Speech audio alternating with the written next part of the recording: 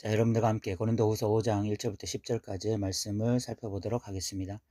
우리가 지난 시간에 이 4장 18절에서 우리가 주목하는 것은 보이는 것이 아니요 보이지 않는 것이니 보이는 것은 잠깐이요 보이지 않는 것은 영원합니다라는 사도 바울의 고백에 대해서 살펴보았습니다. 그 사람이 보고 있는 것이 어떤 그 사람이다, 또는 그 사람이 지금 보고 있는 것이 그 사람의 신앙이다, 이렇게 저는 이야기하고 싶습니다. 사도 바울의 지금 관심사, 사도 바울이 주목하고 있는 것은 보이는 것이 아니라 보이지 않는 것이었죠. 진짜 신앙인들은 지금 무엇에 주목하고 있는지를 보면 그 사람의 어떤 신앙을 알 수 있게 되는 것 같아요. 그 사람의 어떤 입술의 고백이나 어떤 그 사람이 주일 성수를 뭐 잘한다, 또는 뭐 교회에 봉사를 열심히 한다, 뭐 이런 것들도 하나의 신앙의 기준이 될 수 있겠지만, 그러나 그것보다 더 근본적인, 정말 그 사람의 어떤 믿음, 그 사람의 어떤 신앙의 정체성을 가늠할 수 있는 어떤 가장 중요한 판단 기준 중에 하나가 바로 그 사람이 주목하는 것, 결국 그 사람이 관심을 가지고 있는 것, 바로 그런 것이 그 사람의 신앙이 아닐까라는 생각을 하게 되어집니다. 자, 오늘날 좀 이렇게 성도들과 대화하면서 상당수의 성도들에게서 제가 좀 아쉬웠던 부분은, 주목하는 것, 관심사가 보이는 것이었을 때 너무나 큰 아쉬움이 있었습니다.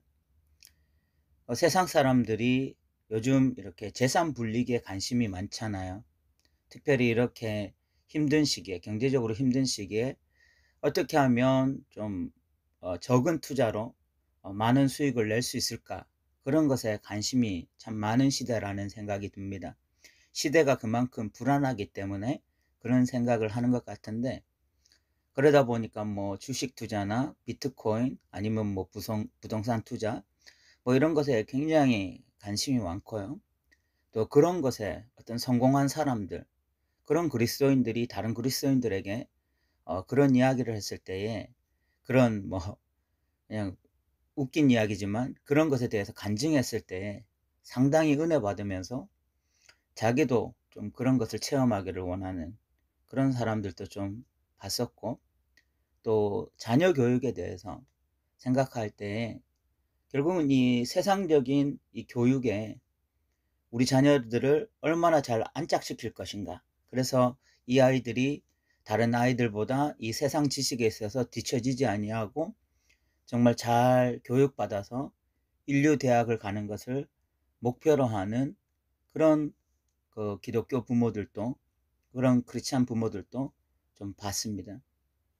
사업을 할 때에 그 사업 성공이라고 하는 그 목표 때문에 어떤 동기나 또 뭐 그 과정이나 이런 것들이 너무 무시되어지고, 성경적인 원리에 대해서 전혀 고민하지 않고 오직 그냥 그 사업 성공이라고 하는 그 목적을 향해서 모든 에너지를 쏟아붓는 그런 사업가들도 봤습니다.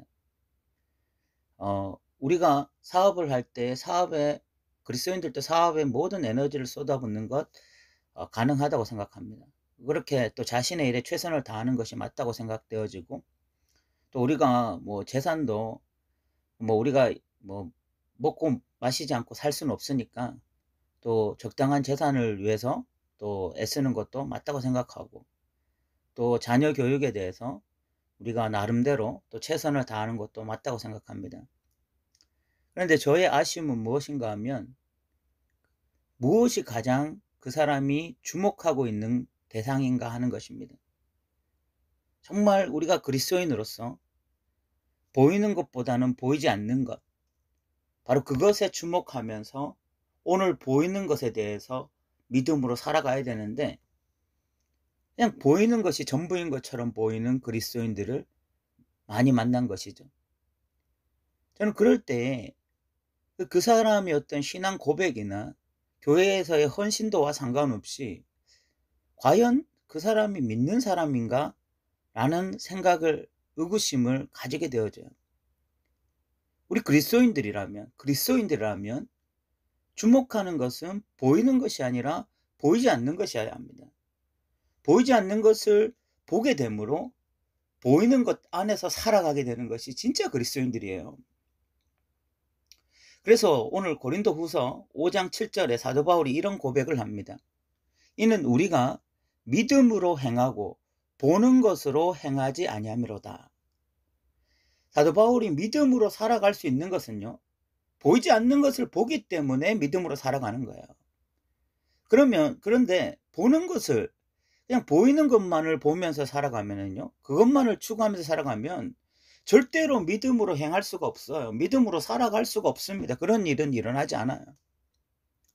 그러니까 우리가 신앙 고백을 한다, 뭐 주일날 교회 나온다, 교회에서 봉사한다, 그런 것이 어떤 우리 신앙의 핵심이 아니라 믿음으로 행하는 것이 핵심이잖아요. 보는 것으로 행하지 않고 믿음으로 행하는 것이 핵심인데, 그렇다면 우리가 주목하고 있는 것이 뭔가 달라야 될 거 아닙니까? 세상 사람들이 주목하고 있는 것에 주목하며 살아갈 수는 없는 거 아닙니까? 그런데 교회 다닌다는 것 외에, 주일날 교회 와서 예배드리고 교회에서 봉사한다는 것 외에 실생활로 들어가면 주목하는 것이 세상 사람들과 똑같아서 믿음으로 행하지 않고 보는 것으로 행하고 있는 이런 크리스찬들을 많이 만난다고 하는 것이 너무나 안타까움이 아닐 수가 없습니다. 이 동영상을 듣고 있는 우리 성도 여러분, 우리에게 우리가 주목하는 것이 보이는 것이 아니고 보이지 않는 것이 되어지기를 바랍니다. 왜냐하면 그것이야말로 영원한 것이기 때문에 그렇습니다. 사도 바울은 이렇게 4장 18절에서 이야기를 하고 난 다음에 이 5장 1절부터 4절까지 그 연상선상에서 이 이야기를 하고 있습니다. 1절에 보면 만일 땅에 있는 우리의 장막집이 무너지면 하나님께서 지으신 집, 그 손으로 지은 것이 아니요 하늘에 있는 영원한 집이 우리에게 있는 줄 아느니라. 보이는 것이 아니라 보이지 않는 것을 보게 되어지면 이 땅에 어떤 우리의 이 육신이라고 하는 것이 그냥 장막집에 불과하고 우리의 영원한 집이 있다라는 것을 깨닫게 되어져요. 장막집이다, 영원한 집이다라는 것이 대조되고 있는데, 장막집이라는 것은 일시적인 것이고 영원한 집이라는 것은 영원한 것이죠. 이 장막집이라고 하는 것은 우리의 육체를 의미합니다. 썩어서 없어질 것. 그런데 영원한 집이라고 하는 것은 우리의 육체와 영혼이 온전히 결합되어진 새로운 창조물을 의미하죠. 우리의 어떤 이 육신이라고 하는 것은 어느 순간에는 무너질 것입니다. 사라질 거예요. 그러고 나면 우리는 이 영원한 육신과 영혼이 온전히 하나 되어진 그런 새로운 새 창조의 모습으로 나아가는 거죠. 그래서 2절에 보면 참으로 우리가 여기에서 탄식하며 하늘로부터 오는 우리 처소로 덧입기를 간절히 사모한다. 이 땅에서의 어떤 우리가 그리스도인의 삶의 어떤 특징 중에 하나가 탄식입니다. 탄식. 우리가 말씀대로 믿음대로 살려고 할 때에 우리가 경험하는 것 중에 하나가 사방으로 우겨싸움을 당하고 답답한 일을 당하고 또 박해를 당하고 거꾸로 트림을 당하는 이런 일을 경험할 수가 있습니다. 그러나 그런 일 가운데 우리가 사모함이 생기는 거예요. 그때 낙심하지 않고 사모함이 생기는데, 그때 어떤 사모함이 생기느냐, 우리 처소로 덧입기를, 온전한 구원이 일어나기를, 완전한 구원을 우리가 경험하기를 소망하는 거죠. 그러니까 우리에게 어떤 세상에서 오는 어려움, 좀 힘든 이런 것들이 그냥 우리를 절망시키는 것이 아니라 우리는 이것이 굉장히 일시적인 것이고 영원한 것이 있다고 생각하기 때문에 낙심과 절망하기보다는 오히려 더 큰 사모함으로 나아가게 되는 동력이 된다는 것입니다. 그러면서 4절에 보면 참으로 이 장막에 있는 우리 짐진적같이 탄식하는 것은 벗고자 함이 아니요 오히려 덧입고자 함이니 죽을 것이 생명에 삼킨 바 되게 하려 함이라. 죽을 것이요 생명에 삼킨 바 되게 하려 함이라 라고 사도 바울은 고백하고 있습니다. 그러니까 우리가 죽을 때 완전히 끝나는 것이 아니라 그냥 벌거벗은 자처럼 되는 것이 아니라 오히려 우리 어떤 죽을 때 오히려 완전한 생명으로 덧입고자 하는, 그래서 어떤 죽을 것이 생명에 의해서 완전히 삼킨 바 되어지는 이런 일이 일어나기를. 그러니까 우리가 육신이 새해 간다고 하는 것이 그냥 육신이 새해 가면 점점 더 끝을 향하여 나아가는 것이 아니라, 그래서 죽어서 끝난다는 것이 아니라 오히려 완전한 생명에 삼킨 바 되어지는 이 은혜를 위해서 우리가 지금 다른질하고 있다는 거죠. 그 사이에 일어나는 탄식이라는 것은 굉장히 일시적인 것입니다. 그래서 사도 바울은 영원한 집을 소망하면서, 완전한 구원을 소망하면서 오늘 이 장막집에 사는 것, 이것이 이 일시적이라는 것을 깨닫고 이 영원한 장막을 소망하면서 하루하루 믿음으로 살아가는 거예요. 그래서 7절에 이는 우리가 믿음으로 행하고 보는 것으로 행하지 않아야 할 수 있는 그런 삶이 되는 것입니다. 결국은 이 완전한 구원을 소망하면서 살아가는 자들, 예수 믿고 그냥 단순히 천국 간다 이런 개념, 그 내세에 대한 어떤 그 천국에 대한 확신은 있지만 그 천국에 대한 확신이 오늘의 삶을 주장하지 못하는 그런 어떤 종교적인 구원론이 아니라 사도 바울에게 있어서 이 구원이라고 하는 것, 이 완전한 구원이라고 하는 것은요, 오늘을 믿음으로 행할 수 있게 만들어주는 원동력입니다. 오늘 주목하는 것이 이 보이는 것이 아니라 보이지 않는 것을 주목하게 만드는 동력이 바로 이 완전한 구원이에요. 그래서 진짜 구원받은 자들, 그래서 그 미래의 완전한 구원을 꿈꾸는 자들은요, 오늘 믿음으로 행하고 보는 것으로 행하지 아니할 수 있는 그런 판단력이 생기고 그런 믿음의 행보가 반드시 나타나게 되는 것입니다. 그래서 주목하는 것이 다르고 관심사가 다르고 거기에 대한 행동들이 달라지게 되는 것이죠. 그러면서 사도 바울은 곧 이것을 우리에게 이루게 하시고 보증으로 성령을 우리에게 주신 이는 하나님이시다라고 했습니다. 보증으로 성령을 주셨다라는 것은 이 보증이라는 말은요, 경제 용어로서 계약금을 의미합니다. 그 계약금을 준다라고 하는 것은 나머지 잔금을 완전히 다 주겠다라고 하는 하나의 약속이에요. 오늘 성령이 우리에게 임하셨다라는 것은 계약금입니다. 우리가 이미 구원받았다라는 그런 어떤 계약금이에요. 영원한 집을 계약한 거예요, 우리가. 그리고 그 영원한 집이 이제 완전히 주어질 것에 대한 계약금으로 성령이 우리에게 오신 것이고, 그러면 때가 되었을 때 우리가 이제 이 영원한 집을 완전히 소유하게 되는 거죠. 그리고 이 모든 구원 과정을 이루시는 분이 바로 하나님이시다라고 고백하고 있습니다. 그리고 6절에 보면 그러므로 우리가 항상 담대하여 몸으로 있을 때는 주와 따로 있는 줄을 아노니, 우리가 지금 이 육신으로 있을 때는 예수 그리스도와 연합은 일어나지만 그 연합이라는 것이 완전한 연합은 아니고 또 영원한 연합은 아닙니다. 우리가 죄를 범하거나 또 우리가 엉뚱한 길로 갈 때 또 우리가 분리 현상을 경험하기도 하고 뭐 그런 경험들이 있죠. 그래서 따로 있지만 그러나 그 가운데 우리가 끊임없이 믿음으로 행하고 또 보는 것으로 행하지 않은 삶을 살아갈 수 있는 것은 우리가 이 영원한 집, 이 완전한 구원을 소망하면서 그렇게 하루하루 믿음으로 살아가는 것이죠. 사도 바울은 8절에 그러면서 우리가 담대하여 원하는 바는 차라리 몸을 떠나 주와 함께 있는 그것이라. 사도 바울은요, 이미 이 보이는 것이 아니라 보이지 않는 세계에 대한 완전한 인식의 문이 열리면서 지금 이 일시적인 것들에 집착하고 싶은 마음이 별로 없는 것이죠. 그래서 이 예수 그리스도와 완전한 연합 속에 들어가기를 완전히 지금도 너무 간절히 소망하는 것입니다. 그 영원한 구원을 소망하는 자들은 이 영적인 세계가 완전히 좀 열려진 자들이죠. 그래서 주목하는 것이 보이는 것이 아니라 보이지 않는 것에 주목하고 있는 사람들은 이런 소망들을 다 가지고 있습니다. 그런데 보이는 것에 집중하며 살아가는 자들, 그것에 주목하면서 그것이 관심사인 자들은요, 차라리 몸을 떠나 주와 함께 있고 싶다 이런 생각이 별로 안 들어요.